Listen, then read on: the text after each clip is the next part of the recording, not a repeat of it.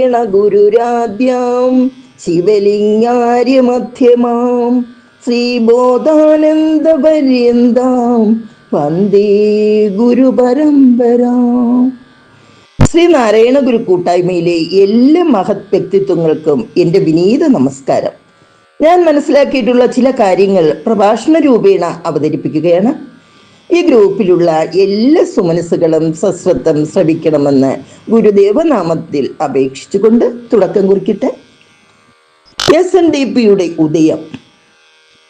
ഗുരുദേവൻ സംഘടനയുടെ ആയുഷ്കാല പ്രസിഡന്റായും ഡോക്ടർ പൽപ്പു വൈസ് പ്രസിഡന്റായും കുമാരനാശാൻ ജനറൽ സെക്രട്ടറിയായും SNDP ആദ്യ യോഗം 1903 നിലവിൽ വന്നു.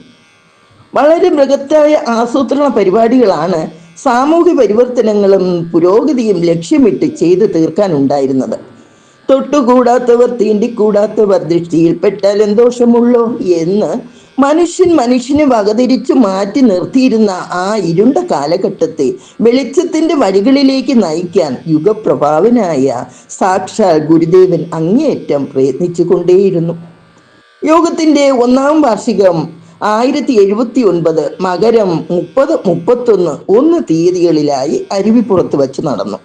മട്ടാഞ്ചേരി ഗോവിന്ദൻ വൈദ്യൻ അധ്യക്ഷനും ഉദ്ഘാടകൻ ഡോക്ടർ പൽപ്പുവുമായിരുന്നു. 2-ാം ദിവസം ചാവർക്കോട്ട് കൊച്ചു ചെറുക്കൻ വൈദ്യൻ അധ്യക്ഷനും കുമാരനാശാൻ ഉദ്ഘാടകനുമായി 3-ാം ദിവസം ശ്രീ സമ്മേളനവും നടന്നു.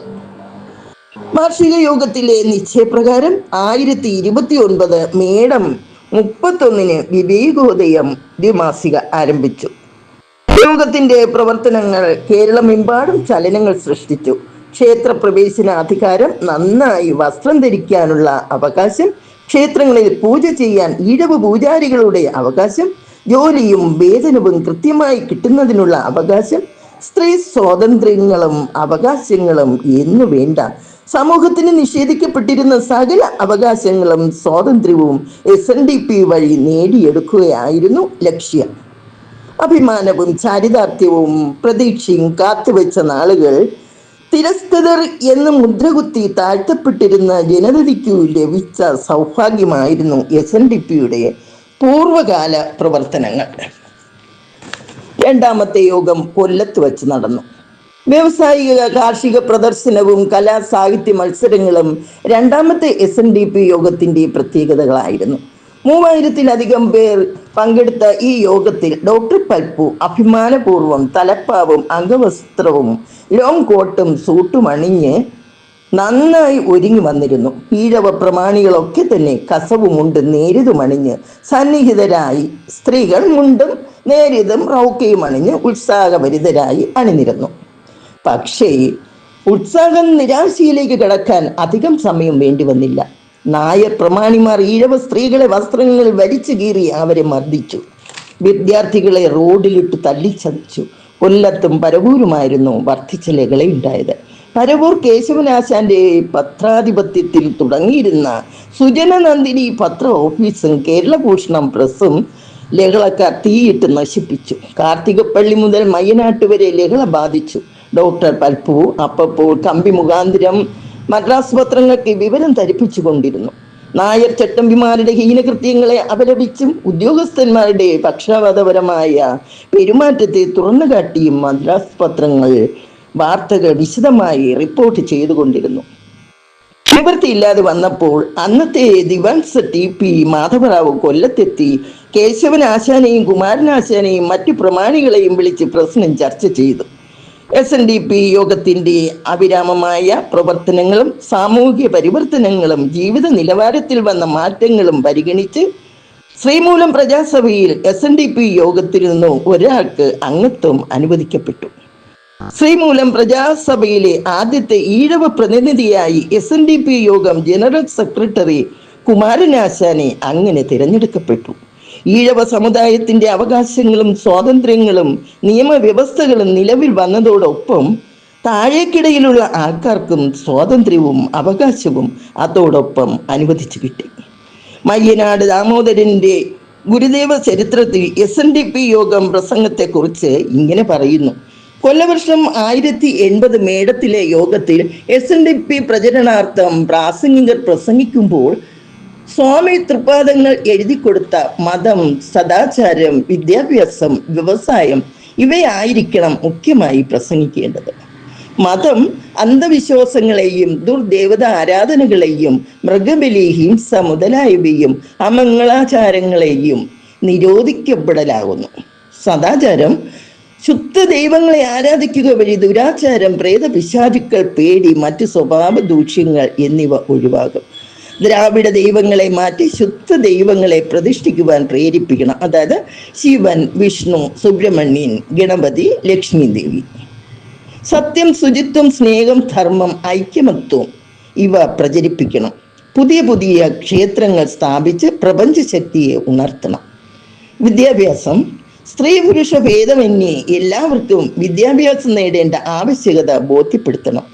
ആവശ്യമുള്ള എല്ലാ സ്ഥലങ്ങളിലും വിദ്യാലയങ്ങൾ, ലൈബ്രറി എന്നിവ സ്ഥാപിക്കണം. വായനശാലകളിൽ പുസ്തകങ്ങൾ ഏർപ്പാടാക്കണം. ശുദ്ധി, വൃത്തി, വെടുപ്പ് ഇവയുടെ ആവശ്യകത ബോധ്യപ്പെടുത്തണം. സാഹിത്യ സംഘങ്ങളുടെ പ്രവർത്തനം വിപുലമാക്കണം. ഇത്യാദി കാര്യങ്ങൾക്ക് ഊന്നൽ കൊടുക്കണം. വ്യവസായം, കൃഷി, കൈത്തൊഴിൽ, കച്ചവടം ഇവ അഭിവൃദ്ധിപ്പെടുത്തുക. മിതവ്യയം ശീലിക്കുക. ശാസ്ത്രീയമായ രീതിയിൽ കൃഷിയും കൈത്തൊഴിലും വ്യവസായവും പഠിച്ച് പ്രചാരപ്പെടുത്തുക. സഹകരണ സംഘങ്ങൾ നടപ്പിലാക്കുക. SNDP യോഗങ്ങൾ പല സ്ഥലത്തായി രജിസ്റ്റർ ചെയ്ത് സംഘടിപ്പിക്കുക. ആചാരം, തിരണ്ടുകുളി, പുളിയുടി ഇവയൊക്കെ അശാസ്ത്രീയവും അനാവശ്യവുമാണ്. വിവാഹ ചെലവുകൾ കുറയ്ക്കുക. വിവാഹമോചനം നേടുന്നവരും വിധവകൾക്ക് പുനർവിവാഹമാകാം. വിവാഹ കർമ്മത്തിൽ നിയമം പ്രാബല്യമാക്കണം. യോഗം എപ്പോഴും അഭിവൃദ്ധി പ്രാപിക്കുമാറാകട്ടെ. മദ്യം ഉണ്ടാക്കുകയോ വിൽക്കുകയോ വാങ്ങിക്കുകയോ കുടിക്കുകയോ അരുത് എന്ന് ശ്രീനാരായണ ഗുരു. കണ്ണൂരിൽ വെച്ച് നടന്ന യോഗത്തിന്റെ 3ാം വാർഷികത്തിൽ തിരുവിതാംകൂർ സർക്കാരും വിവിധ കമ്പനിക്കാരും വിവിധ മതസ്ഥരും പങ്കെടുത്തു.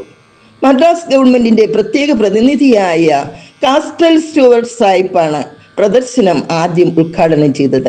ഈ യോഗത്തിൽ വെച്ചാണ് ആദ്യമായി വിദ്യാഭ്യാസ നിധിക്ക് രൂപം കൊടുത്തത്. 5ാം വാർഷികം തിരുവനന്തപുരം VJT ഹാളിൽ ആഘോഷപൂർവ്വം അരങ്ങേറി. P. രാജഗോപാലാചാരി, കേരളവർമ്മ വലിയകോയി തമ്പുരാൻ എന്നിവർ സാംസ്കാരിക സമ്മേളനം ഉദ്ഘാടനം ചെയ്തു പ്രസംഗിച്ചു. 6ഉം 7ഉം എറണാകുളം, മയ്യഴി പ്രദേശങ്ങളിലും 8ഉം 9ഉം വാർഷികങ്ങൾ വർക്കൽ വെച്ചും അരങ്ങേറി. കഴിഞ്ഞ 16 വർഷങ്ങളിലും ജനറൽ സെക്രട്ടറി പദം അലങ്കരിച്ച് യോഗം സജീവമായി പ്രവർത്തിപ്പിച്ച് SNDP പ്രസ്ഥാനം മുഖ്യധാരയിലേക്ക് ഉയർത്തുകയും ജാതിമത സങ്കീർണതകൾ ഏറെക്കുറെ മാറ്റിയെടുക്കുകയും ചെയ്തു കുമാരനാശാൻ. 16ാം വാർഷിക യോഗത്തിൽ ജനറൽ സെക്രട്ടറി പദം ഗുരുസ്വാമിയുടെ അനുവാദത്തോട് കുമാരനാശാൻ ഒഴിയുമ്പോഴേക്കും എല്ലാ അവർണ വിഭാഗങ്ങൾക്കും വിദ്യാഭ്യാസം, തൊഴിൽ മേഖലകൾ, നിയമനിർമ്മാണ വിഭാഗങ്ങളിൽ പ്രാതിനിധ്യം, സർക്കാർ ജോലി സംവിധാനങ്ങൾ, ക്ഷേത്രപ്രവേശനം, ജാതി നിരോധനം, മദ്യവർജനം തുടങ്ങി ഗുരു ആഗ്രഹിച്ചിരുന്ന നവോത്ഥാനപരമായ ഒരുപാട് കാര്യങ്ങൾ ചെയ്തു തീർക്കാനായി. ജനറൽ സെക്രട്ടറി സ്ഥാനം ഒഴിഞ്ഞെങ്കിലും യോഗത്തെ നല്ല രീതിയിൽ മുൻപോട്ട് കൊണ്ടുപോകുവാൻ 20 യോഗം വരെയും കുമാരനാശാൻ വഹിച്ച പങ്ക് ഒട്ടും കുറവല്ല. ആശാനെ തുടർന്ന് N. കുമാരൻ ജനറൽ സെക്രട്ടറിയായി. 17ാം വാർഷികത്തിൽ എല്ലാ മതസ്ഥർക്കും SNDPയിൽ അംഗത്വം അനുവദിക്കാം എന്ന പ്രമേയം TK മാധവൻ അവതരിപ്പിച്ച് CV കുഞ്ഞിരാമൻ പിന്താങ്ങി. ഒരു ജാതി, ഒരു മതം, ഒരു ദൈവം, മനുഷ്യന് എന്ന തൃപ്പാദങ്ങളുടെ ദിവ്യ സന്ദേശത്തെ എല്ലാ അർത്ഥവ്യാപ്തിയിലും അംഗീകരിച്ചു പാസ്സാക്കി. KC Abraham master, C. Kuttan Nair, Mannath Padmanabhan, MC Joseph എന്നിവർ അക്കാലത്ത് SNDP യോഗത്തിലെ അംഗങ്ങളായി പ്രവർത്തനം ആരംഭിച്ചു. ജാതി മതവർഗഭേദമന്യേ എല്ലാവരുടെയും ക്ഷേമ അന്വേഷണങ്ങൾക്ക് പ്രാധാന്യം നൽകിയുള്ള പ്രവർത്തന മേഖലയാണ് TK മാധവൻ കാഴ്ചവെച്ചത്. സംഘടന കൊണ്ട് ശക്തരാകുവിൻ, വിദ്യ കൊണ്ട് പ്രബുദ്ധരാകുവിൻ എന്ന ഗുരുവാക്യം സകലയിടങ്ങളിലും പ്രാവർത്തികമായി. വ്യവസായ സംരംഭങ്ങളും സാഹിത്യ സമാജങ്ങളും വായനശാലകളും സ്കൂളുകളും ലൈബ്രറികളും ക്ഷേത്രങ്ങളും പരമ്പരാഗത തൊഴിലുകളും ആയുർവേദ പാരമ്പര്യ വൈദ്യവും കച്ചവട സ്ഥാപനങ്ങളും എന്നു വേണ്ട സമസ്ത ജനത്തിനും അഭിവൃദ്ധിക്ക് ഉപോത്ബലമായ കാര്യങ്ങളാണ് ഗുരു സ്വപ്നം കണ്ടിരുന്ന നവോത്ഥാനം.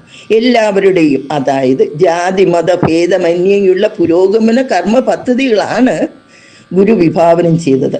നാനാത്വത്തിൽ ഏകത്വം എന്നതുകൊണ്ട് ഗുരു ഭാവനം ചെയ്തത് പരസ്പരം സ്നേഹിക്കുന്ന ജനങ്ങളുടെ ഒരു അദ്വൈതമാണ്. അതാണ് ഒരു ജാതി, ഒരു മതം, ഒരു ദൈവം.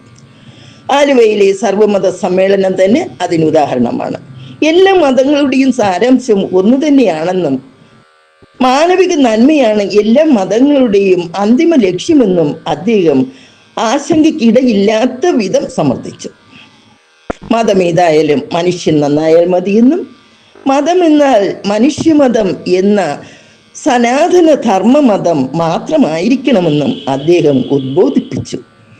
ഏതു മനുഷ്യന്റെയും അടിസ്ഥാന തത്വം വിശ്വാസ പ്രമാണമാണെന്നറിയാവുന്ന ഗുരുദേവൻ ആത്മീയ വിശ്വാസത്തിന് അടിത്തറയിടാനായിട്ടാണ് ആത്മീയ വിദ്യാലയങ്ങളായ ക്ഷേത്രങ്ങൾ പണികഴിപ്പിച്ചത്.